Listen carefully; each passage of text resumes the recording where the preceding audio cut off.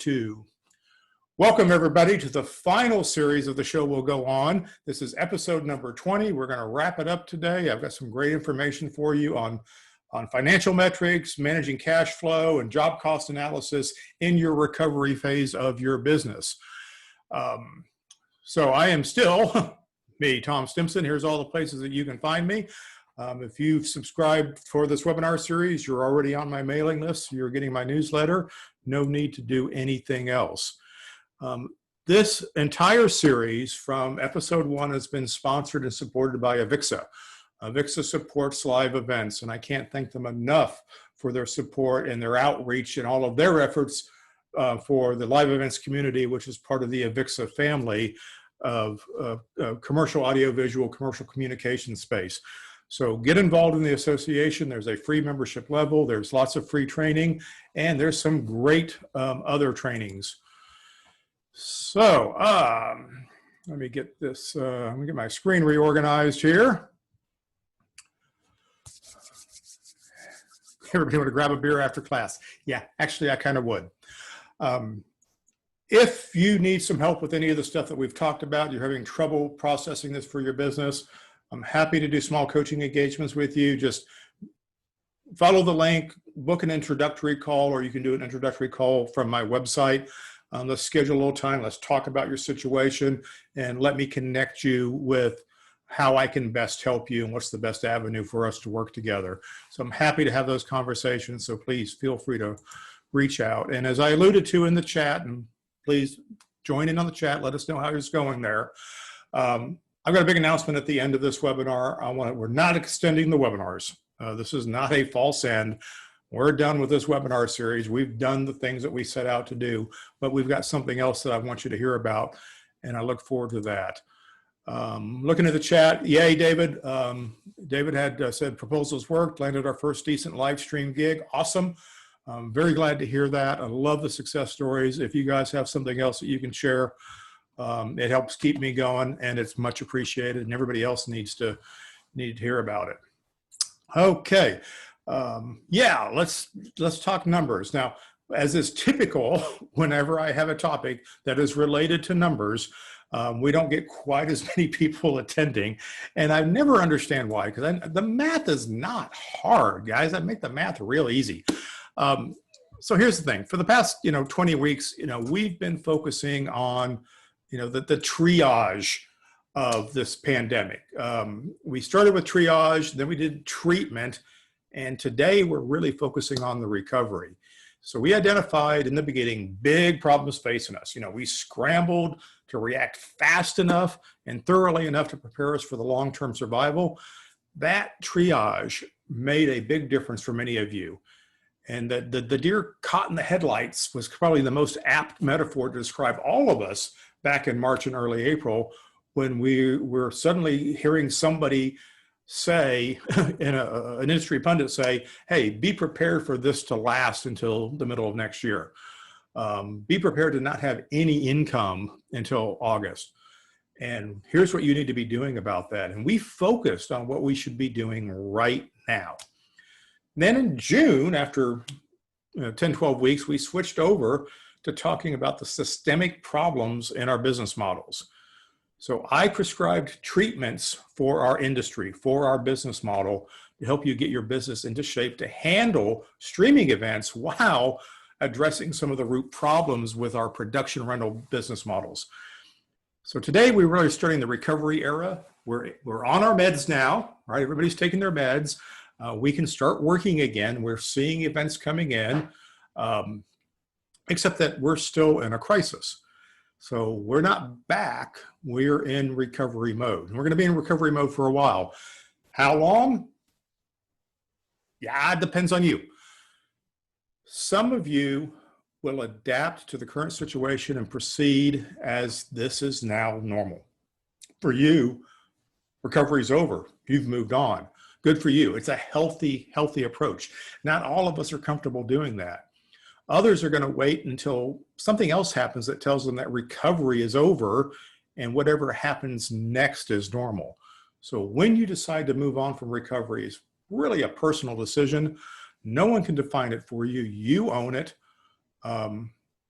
and think about it. Give it consideration, because it is an important question to keep asking. So, finance and recovery. This is napkin math, folks. I'm just going to give you can do this with a pencil, right? Very, very simple stuff. I want to talk about a clear cash flow forecast. Some of this is going to be familiar, but I want to reiterate it. I want to talk about managing overhead expenses, which you are not done with that yet. You will never be done with that as long as you own a business. We want to talk about gross profit contribution, which is different than talking about margin. Okay, but margin helps contribute to the gross profit contribution.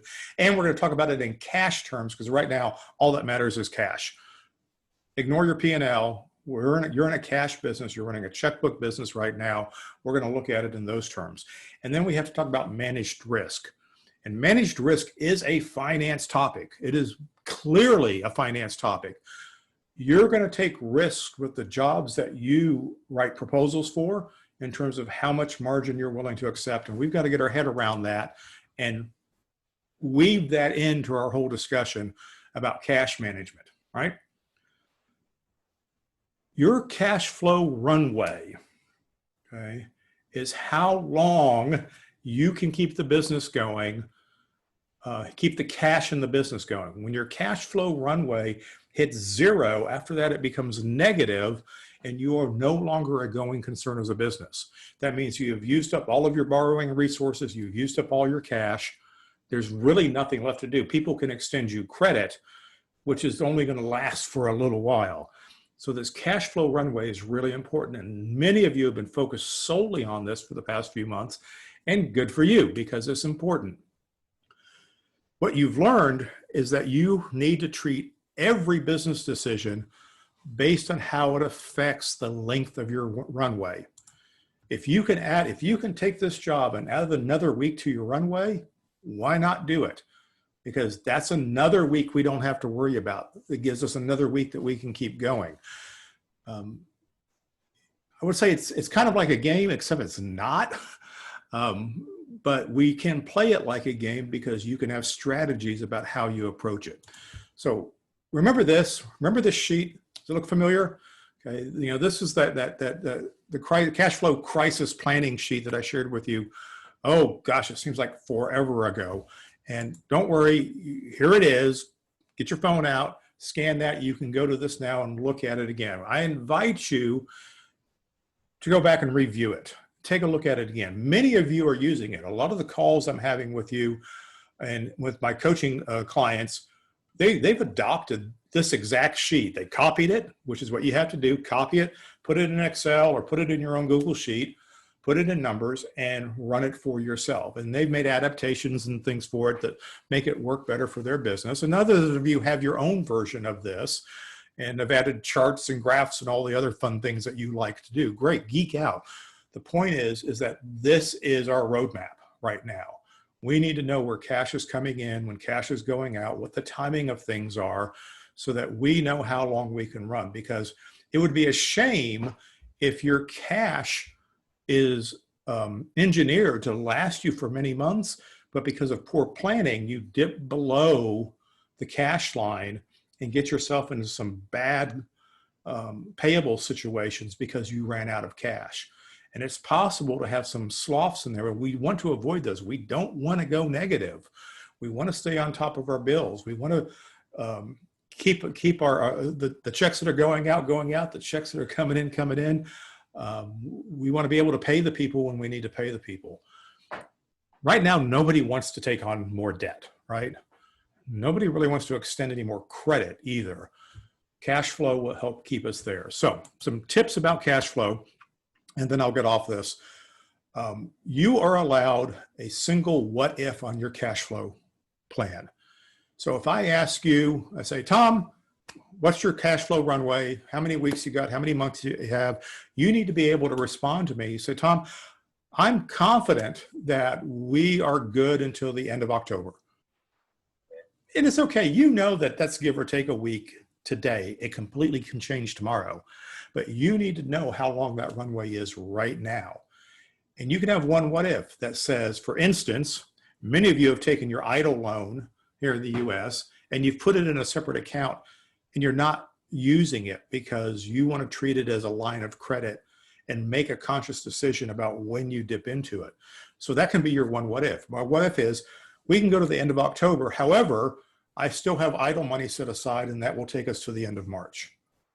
Okay. You can't have two what ifs. You can't have three what ifs. Okay. Now it's just a matrix of nonsense. Okay. You need a hard date, and you need to know what you can do about it. And many of you have taken that idle money or PPP money and you've put it into your mix, and you're generating your cash flow, your runway hard date with that. And that's fine. Okay. You do you, but keep those what ifs to a minimum. Okay. If you have a bunch of borrowing sources, for instance, you could have your own idle money, or you have a line of credit, or you have a credit card you're not using, take all of that money, if it's available for you to use, and put it into one bucket, and that can be your one what if. So we're good to the end of October. However, we have some credit facilities that would take us to the end of March if we choose to use them. That's a perfectly acceptable and healthy way of looking at it. In your cash flow projection, particularly in the sheet that I shared with you, manage the loan section, which is down at the bottom, very, very carefully. A lot of people neglect it.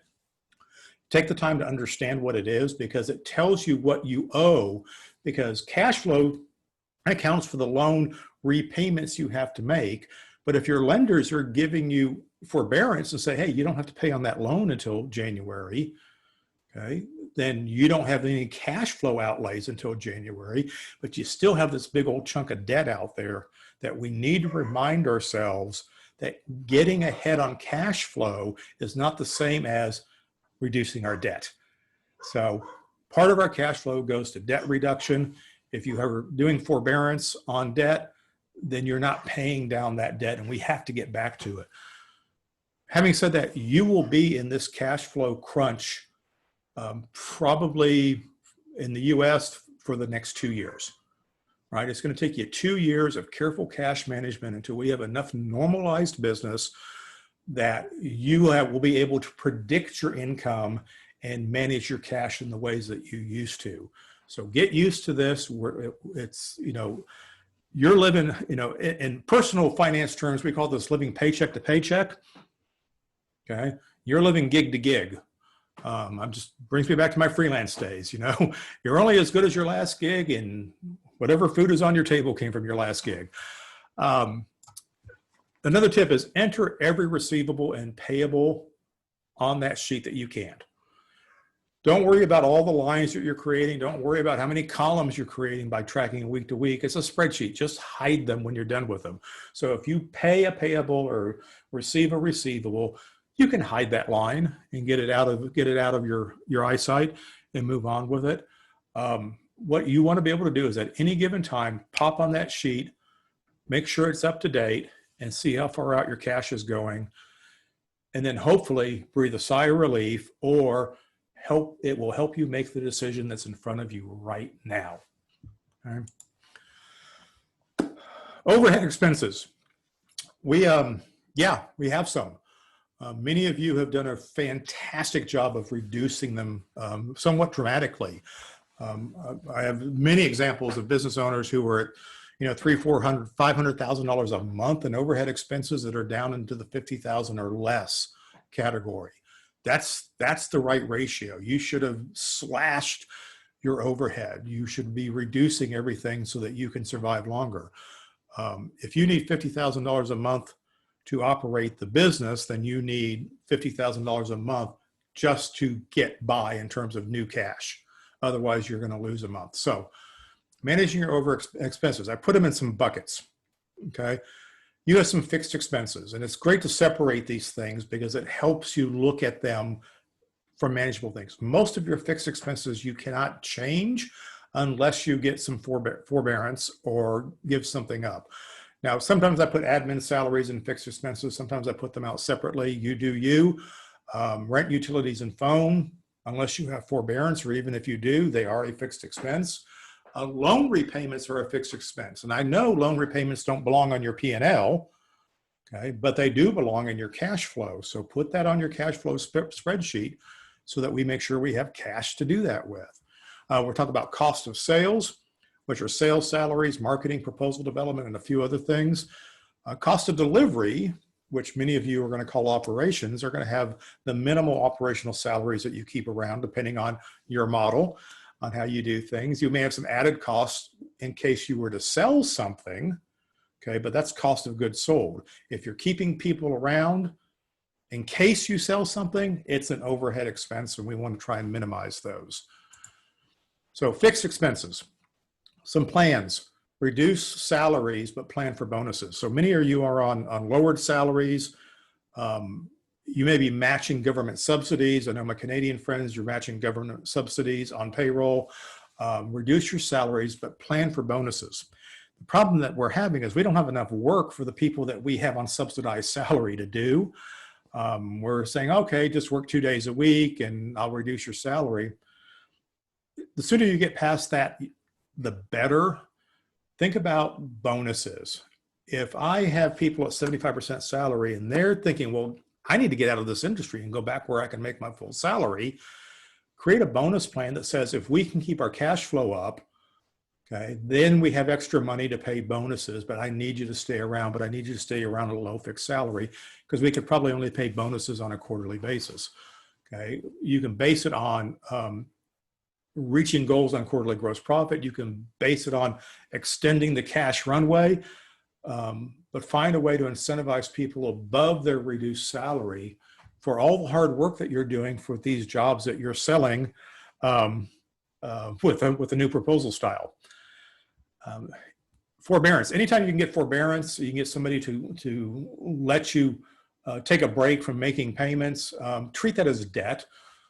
I'm pretty sure that a lot of the landlords that are giving you forbearance actually expect to collect that money later, which means that if you've got 6 months of forbearance, you just took on 6 months of debt equal to the amount of your building lease, which means it belongs in your debt section.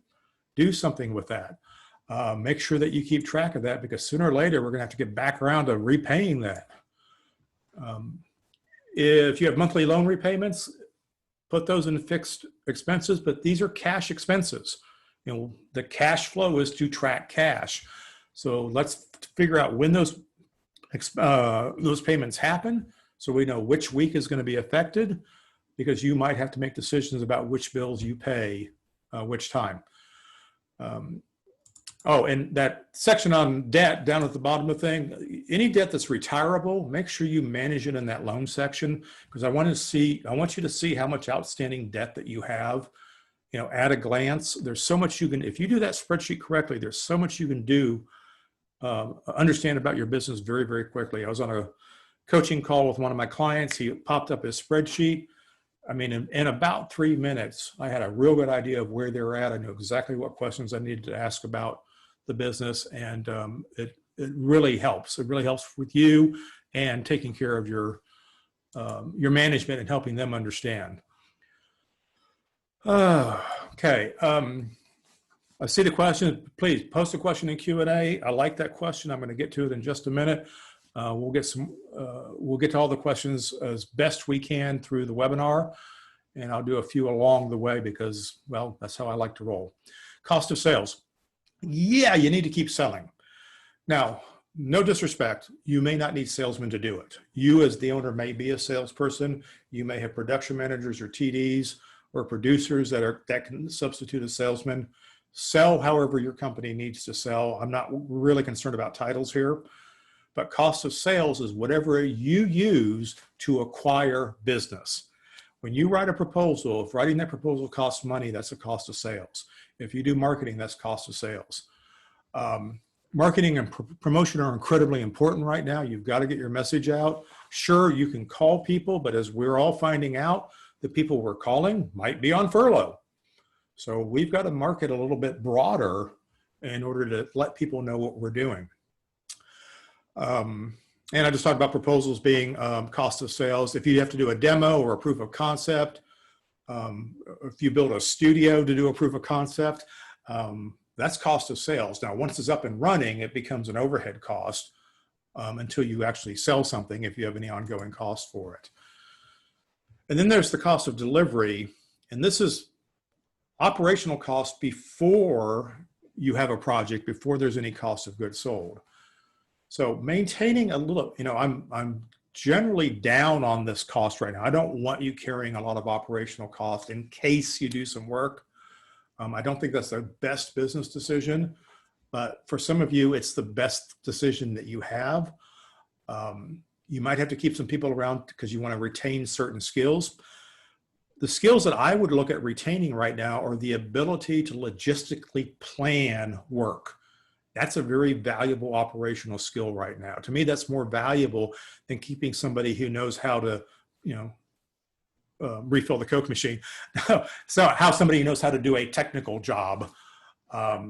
So a person who can maintain a scalable workforce that we can go out and hire, keep your facility in zero state, help collaborate on project timelines to make sure that we line up the work to get done when it needs to be done.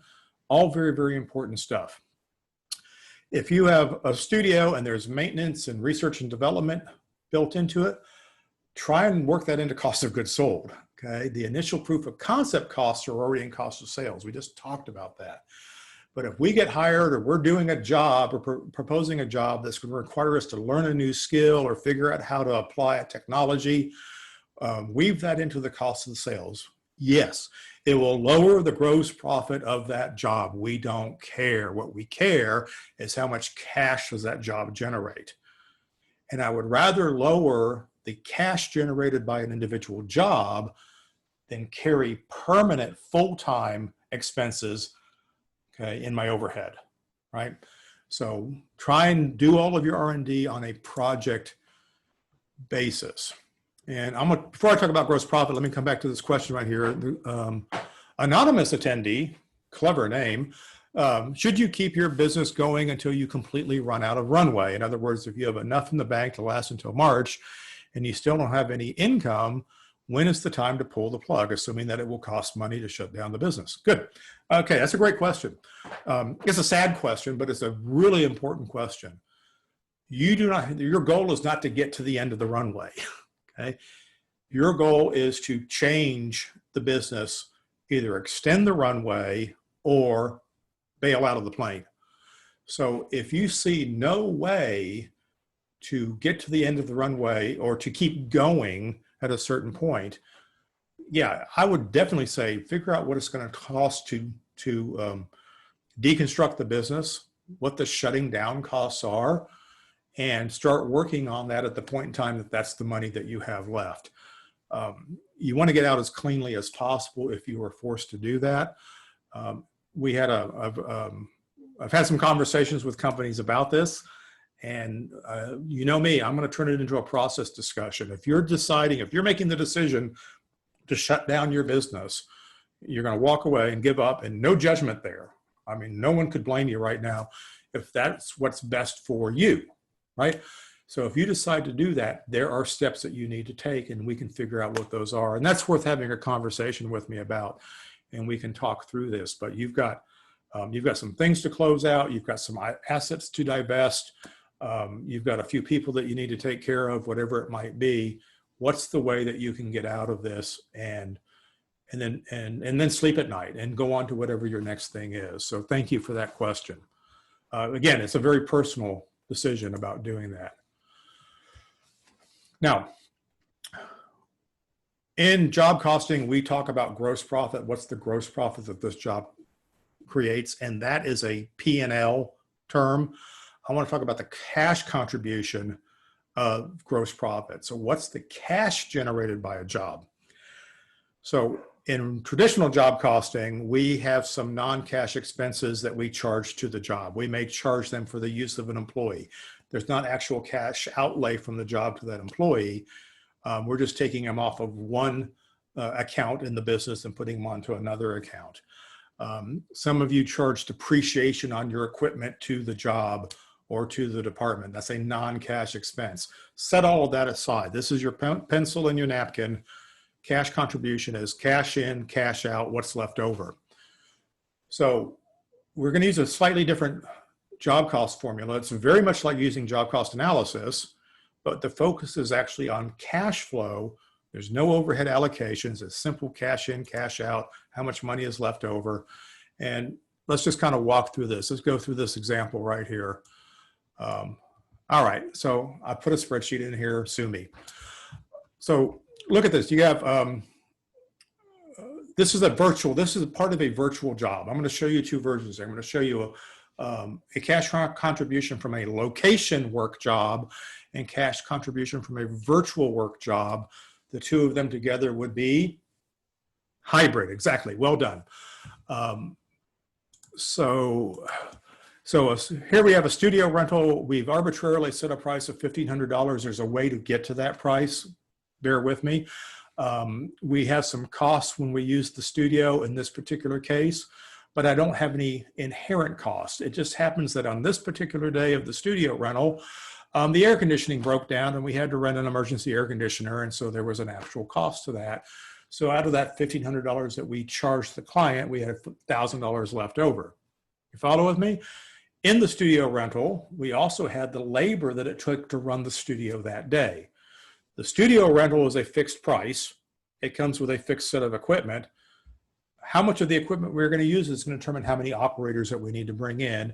We know what that cost is. We need to apply a margin to it, right? That gets us a price. And guess what? Sometimes our actual cost is less because when it comes time to actually do the job, we find out that, oh, well, guess what? I have a person available who is on staff. There is no cash cost added to this. We don't have to bring in a freelancer like we planned, so my actual cash cost is less.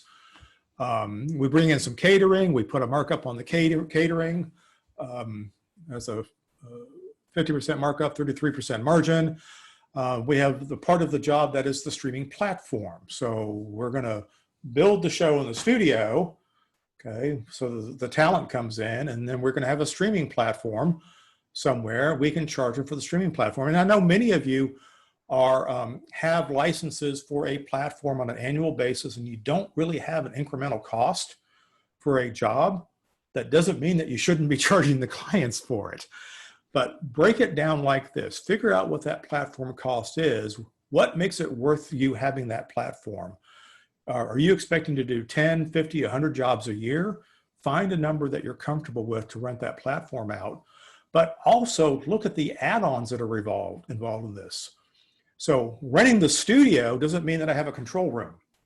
Many of you are lumping in your control room environment into your studio environment, and those are two different things. I can bill for them separately. In other words, the client can do their own stream and use your studio. You can run a control room without using a studio, or you can combine the two together. So charge for your control room and the moderator to run a control room separately from what a studio is. And if we got to create some graphics to do our overlays in vMix or OBS or whatever it is that you're using, that's an add-on. If the client says, oh, I have my own streaming platform, great. Then I will take out the $3,000 in cost from my streaming platform, but those graphics that I was giving you for free, I'm now going to charge you $1,200 for, right? So right now in this model, we're selling the platform, we're throwing in some graphics, we're throwing in some car mats because, well, salespeople are involved. So we have a negative cash outlay for this line. And then we have pre-production for all of this. We might have to record speaker segments, but we have project management on the front end of this to help coordinate the client, schedule the studio, schedule the speakers, get those things recorded. We have some editing involved for each of those speaker recordings that we do. Put all those prices in there. Here's the production management. Okay, $2,000 costs. I'm going to book somebody on a contract basis. I'm going to put 33% margin on it. Right? My cost is actually $2,000 because she stuck to her price and I didn't overuse her. I've got these recorded segments that I charge a certain amount for each segment. It's in the budget. We're going to stick to our price. And here we have, now we have a blended margin for this entire job. Make sense? Pretty straightforward. Let's take a look at, so I got $8,500 of cash contribution on $15,000 worth of income. My original expected cash contribution would have been just slightly higher, but I spent $100 more than I planned. I'm calling that a really good day, okay? And most of you would take that business all day long. That's 50% margin. Who wouldn't want that, right? Now let's look at the location side of this. So we also have an origination side, or maybe a small in-person meeting that goes along with this event, or we have a standalone meeting, just like the old days. Here's how you break that down. You have pre-production, that project management that you do, plus the design and renderings that go along with the job, coordinating all the services, sanitation, tables and chairs, all those things that you do in pre-production go into a price. And you may not have a planned cost because you have a staff project manager, which means my cash flow contribution for this is 100%. But maybe I outsource my renderings and my cash margin on that is 50%. Now, there's going to be a rental component on this, but you have prep and the staging, the preparation that goes to get the order ready. What am I talking about here? I'm talking about non-refundable work that you can charge in advance. You can get a deposit on and not have to give back, because that's the name of the game, right? If you get a deposit, you want to hang on to it, and here's how you do it. So I'm going to charge them for the shop prep for the job. Once we start shop prep, this is non-refundable. Trucking for the job, and then I have the actual rental. I've got a stock set, which I have some cost for because it wasn't really stock. I had to rent part of it and I had to build part of it, but that's not the customer's concern, is it? It's a stock design. It costs you $1,000. You charge good money for it. Everybody wins. Then you have your audio, video, lighting, your standard production rental equipment, which, oh, by the way, you can charge at a much lower price because your cash cost is zero because you're charging for the prep, right? So you have a highly negotiable point right here. So now I can lay out the location side of this job and say that I've got $4,800 in projected cost. We get into the mix and find out, ooh, my costs went up because it took us a little longer to prep. We had this thing happen, that thing happen. We had to use overtime because we had something going on in the studio, blah, blah, blah. The point is, this piece of work here has a huge cash contribution for $18,000. We got $13,000 of cash contribution. Whatever that number is for you, this is a more healthy way of looking at it. And you're now negotiating in customer terms instead of your old rental terms. All right. Again, keep some questions coming. We'll have some time for some questions here in just a minute. Let's talk about managing risk. Because as I look at those jobs there, I'm seeing different margins. And the reason I have different margins is that different things have different amounts of risk. And the higher the risk, the higher the margin. Your equipment has a very low risk because you control it. It's technically paid for because you have no incremental cost for using it. So your risk on it is relatively low. Outside labor, your risk is relatively high. There's a lot of, it's even higher than it was in the past because of the pandemic and the risk of hiring employees and knowing that you could have somebody who could become suddenly sick and you have to replace them in the middle of a gig. And then you've got PPE and all this other stuff that you have to manage. It's a more difficult task. Your labor is more valuable in this environment.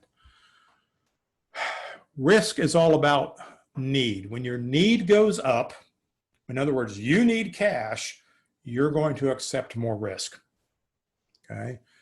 When the demand is up, okay, you can raise your margins. Okay? You can say, I'm happy to accept the risk, but the margin's here because you can afford the chance that you might not win the gig because you're asking for too much money. And this is the game we've always played, but now what we're managing is cash. Before you were managing profit. And profit's always theoretical. And at the end of the year, you kind of add it all up and you never had as much as you thought you would. And you have a huge tax bill. So thank God you didn't have more, right? No. We're managing cash. You're going to connect that cash that you could potentially earn with the risk that's in front of you at this moment. Very different approach to thinking about this. So this brings us to the whole question of how much business do you actually need, right? So if your average blended margin for the type of work that you're doing, a streaming event with studio work and control package and pre-production, maybe a little hybrid offsite set, and that gross profit is running about 50% for you, then that means for every $50,000 of overhead, you need $100,000 of margin, a business to have the cash contribution that you need. That will break even, right? Breaking even does not move your runway forward. Breaking even means that you don't lose any ground, right? So any additional revenue adds contribution that extends your runway. So once I've hit break even, I don't start extending my runway until I earn more money. If you have a deficit, of course, it's going to shorten your runway. Here's the thought. With the cash runway so critical to your business, you're going to have to adjust your expectations to match your needs of the moment. In other words, sometimes don't be so picky, okay? Don't turn your nose up at a $500 gross profit. You're turning your nose up at $500 of cash. And if it was $500 of gross profit in your old system, it might be $1,500 in cash today. And cash is everything right now. We'll get back to the time when we can talk about theoretical net profit and job cost profit. But right now, we're just trying to focus on cash. So last night, the family, we've gone back to watching Survivor. We picked a season of Survivor a couple seasons ago. I don't know. I haven't watched it in years. It's Island of the Idols, for those of you who care. In this, at some point in time, they've probably been doing this for years, they give the tribes, they win some chickens, they get some live chickens. And I'm thinking, great, eggs. No, most people are thinking, no, great, we're going to have chicken dinner. You have a binary choice when you get the chickens. Think about your jobs. You can ignore the chicken or you can eat the chicken. The really clever survival solution is to process the chicken to improve for several meals. So I can make chicken broth, I can make chicken jerky. There's things that I can do that will let that chicken help make several meals better instead of it's just eat it in one bite. So when I hear business owners turning their nose up at $500, I ask them, at any time in the past 4 weeks, has an employee come to you and said, we need to do this, it costs $250, and you said no, because it costs $250? That $500 would have let you say yes, if that was something that you could and should have done. So don't ignore the chicken and don't just eat the chicken. Figure out how to make that chicken last and contribute to your long-term goals. Don't be such a snob about revenue. So overhead's relationship to cash contribution. So I talked about the overheads. You have fixed overhead, you have admin costs, you have sales costs, operation costs, and you have debt payments. Let's say you've got $50,000 a month in overhead expenses. Great. Now I'm looking at the jobs that I might have. Maybe this is your schedule next month. I got job one, $28,000, job two, $50,000. I've got $7,000 in gross profit, $7,500 in gross profit. The bottom number is my gross profit percentage for those jobs. If I go through all those jobs and add them up, I have $182,000 worth of jobs. Remember, I have $50,000 in overhead, but I'm generating $57,000 in cash profit. Okay, and we're doing cash calculations here. So if this is my month, I'm actually going to earn $7,700 more than my overhead, which, if you do the math, is one more week on your runway. So I will finish the month and have one more week that I can add to my runway. Make sense? This is how we want to look at these things. But here's a problem. These two jobs suck. Now, I know what happened. The client that didn't have any more money. We somehow over-delivered, and so our gross profit contribution was too low. This is the problem that we need to fix. These are the things that we need to look at. If cash is precious, okay, this kind of stuff should jump off the paper at us. How can I get $50,000 in revenue and spend less than I'm spending, in this case, not spend $43,000 and end up with 15% gross profit? That's the question we need to be asking, because on the average month, if I had 2 more jobs, I might not do these 2. This business had to take these 2 jobs because, and these are high risk jobs because the margins are so low, because he had to get to his overhead number. So it was probably a business decision to do it. But look what happens if we just figure out how to increase the gross profit. I just increased the gross profit by 100%, in other words, doubled it, which is a $7,000 reduction in expenses in job 1 and a $7,500 reduction in expenses in job 2. And I increased the margins, which means my blended margin for the entire month went from 30% up to 38%. And now I've got $18,000 and 2 full weeks of runway added to my business.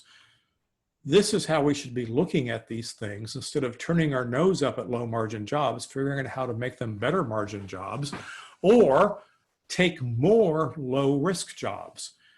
This company would have done better to take 10 more of these $1,000 jobs. Okay. One of my clients in my coaching group is killing it on studio rentals. Now, his studio rental rate is terrifyingly low to other members in the group, but the fact is he's got it booked out for the month of August.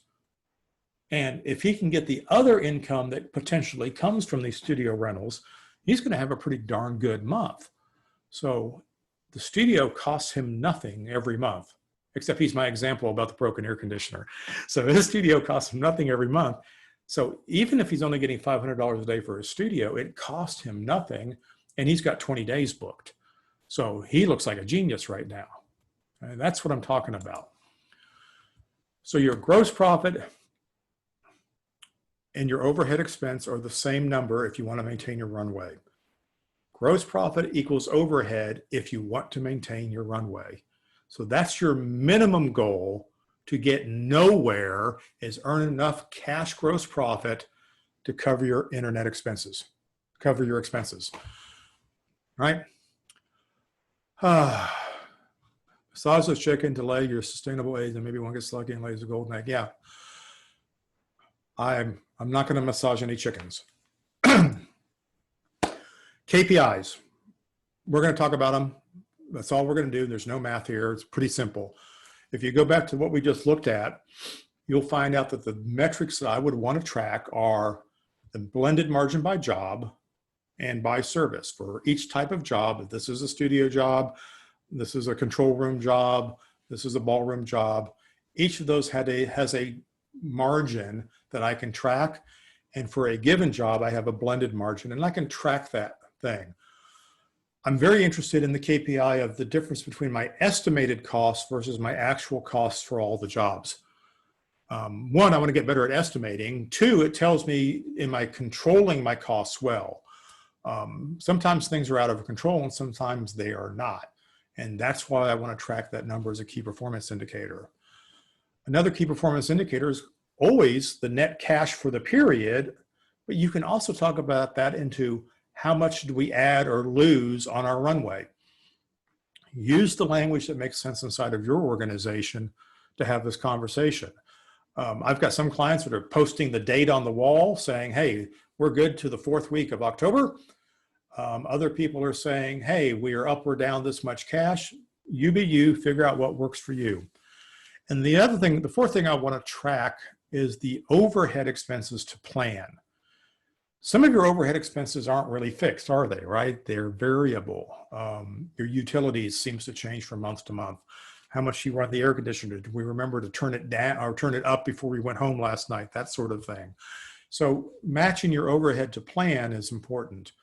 If I take in extra hours, if I have somebody who's working part-time as overhead, but we book them extra hours and we accidentally code that to overhead, my overhead is going to go up, but my job cost cash flow is artificially improved. So I want to make sure that I record these things in the right bucket. A KPI where something weird happens causes you to go, why did that happen? I drill down, say, oh, we miscoded some of this labor. Let's put that in the right bucket. That changed what the cash contribution for this job is. It doesn't change the cash contribution. It just changed where we thought it came from. All right. So fire up some questions. There's probably more that we should talk about, but in the 10 minutes or so that I've got next, and I will answer questions as I get through this, I want to talk about what comes next.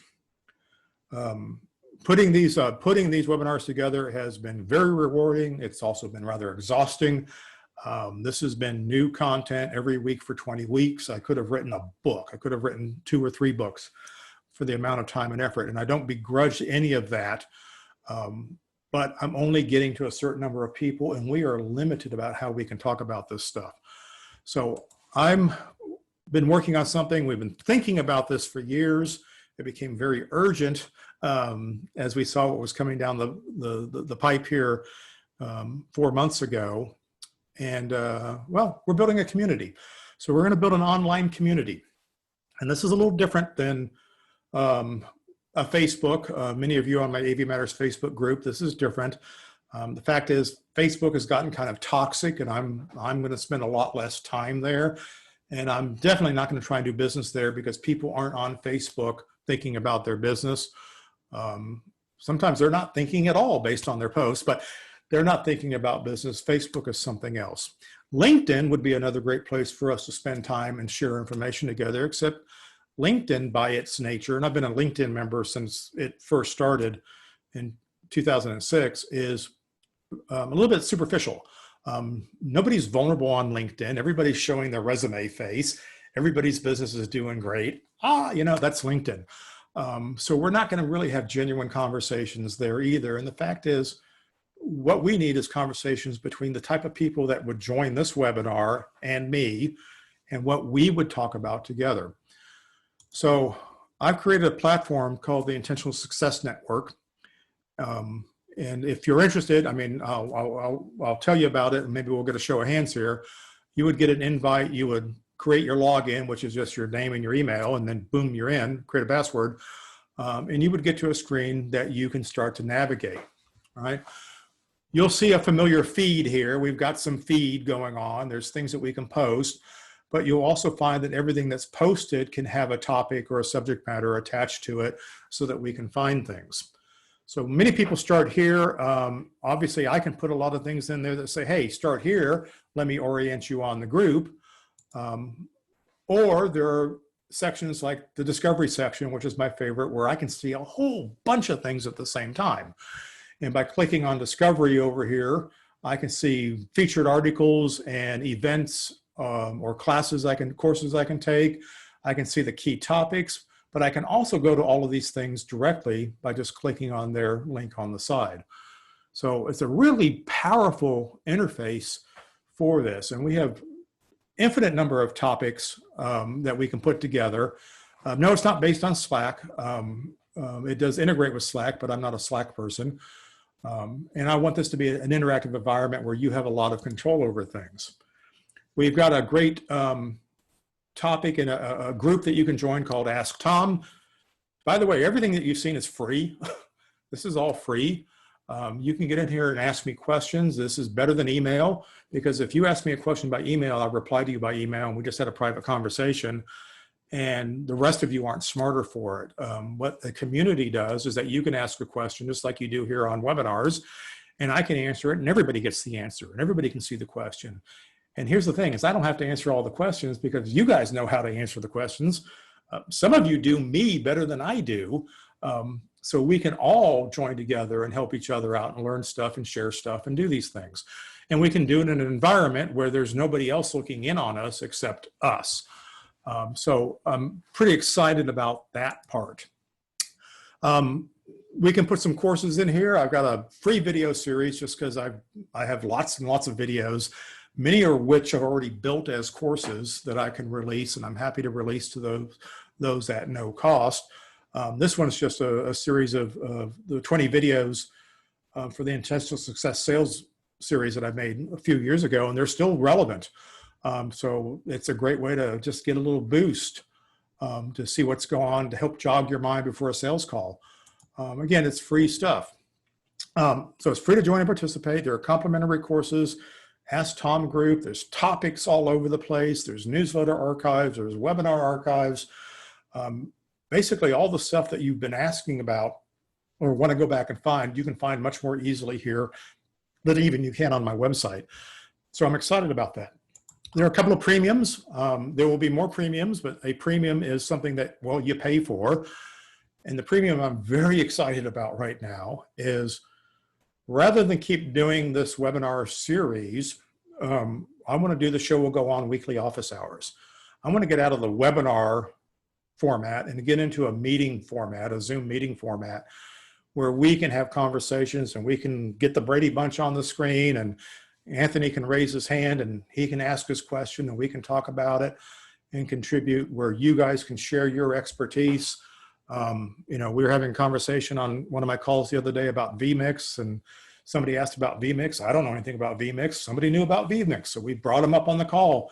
He told us what he knew about vMix, and then people started sharing stuff in the chat, links to other products and things, and we got this whole dialogue going. That's what I'm looking for. Okay, that's what we can all do together to help each other out. We can take any question you can ask and better crowdsource the answer and experiences in this environment. And once you're in a group like this, we have another sharing environment that's private only to the group members, with our own set of topics, our own set of events that you can join. And every time we schedule, I'll schedule a weekly office hours call every week. You know, that scheduled item, that event is in this group and you can add it to your calendar. So there's some really cool stuff. I've been talking for months about Jumpstart. How are we going to bring Jumpstart back? Here it is. Okay, we can put it here. This is a great course delivery platform. We're going to do a master class on the do-over. So for those of you who haven't really put pencil to paper and mapped your do-over out, I've got a 5-week course where we'll methodically work through this. There's not too much homework, but we have that entire private sharing environment where we can help each other. So that's I'm excited about as well. So there's some cool things. I hope you guys are interested in this. I'm going to go out on a limb here and say, you've got a raise hand button on here. If this is interesting to you, if you just kind of hit the raise hand button on there, awesome. Everybody who's, oh, good Lord, thank you.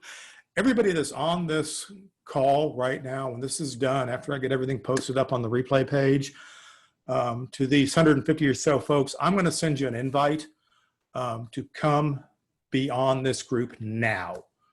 Okay, it is ready for users. We are going to make it better, but I need you to do that. And before we invite even more people on, I want you guys to have some time on it, because you're the most loyal followers. You're the people that are most engaged. Most of you have been on me through this entire webinar series, and you probably understand the value proposition of what we're talking about. And oh, by the way, the first weekly office hours call starts next Thursday, and we'll do our new webinar, a new Zoom meeting format of Q&A starting next Thursday. And plus we have 24/7 access to that group for talking about what happened in that session, expanding on those questions and asking about what you'd like to ask in the next office hours thing. And it's only $50 a month, $500 a year. We'll give you a discount. So I need a very cost-effective way to help you work on your business, keep you engaged while we get through all of this together. So there's my sales pitch. I'll get back to whatever questions that we might possibly have in the couple minutes that we have left, but I can't thank you guys enough for considering this, and look for that invite in your email. And I'm really looking forward to seeing you on this network and seeing what you guys teach me about how to use it. So having said that, let's see what we got. Folks have to drop off. David says we're getting more inquiries to do live streaming studio rentals, but clients don't understand why the costs are, and they are not familiar with streaming studio costs compared to their gala event costs that they are used to. We don't show breaking down the proposal. I know David's proposals. He's very much a scope of work guy. But once they bought into the streaming concept, the question of the estimated cost, Should we then show them the detailed breakdown so as to reinforce why the studio stream costs what it is? Okay, so I'm going to reframe your question here because it's kind of long. We have to meet clients where they are, and that's what you did. You met the client where they is. They don't understand how studio costs work. Now, you can go back and reformat it again, try a different proposal next time about how you lay it out. Hopefully the example that I gave you in this webinar might be a good indicator of how you break those things down. But they're trying to conflate it with how things used to be, and these are two different animals, right? That's a completely different thing. But how can we help them cross over that bridge?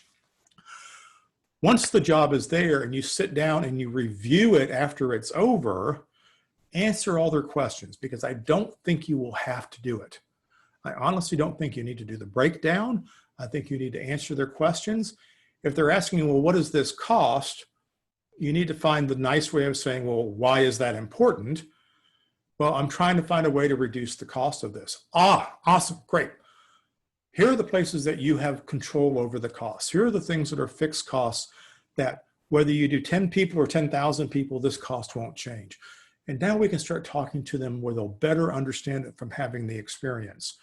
Now we can have this conversation in advance during the negotiation process, and we should, but the point is have the conversation. So I don't think you ever want to get to line item pricing. I don't think you ever want to show them how the number comes together. And we certainly don't want to show them what our costs are and say, well, why are you charging me for that person? That person's on staff. Really? How is that even a thing?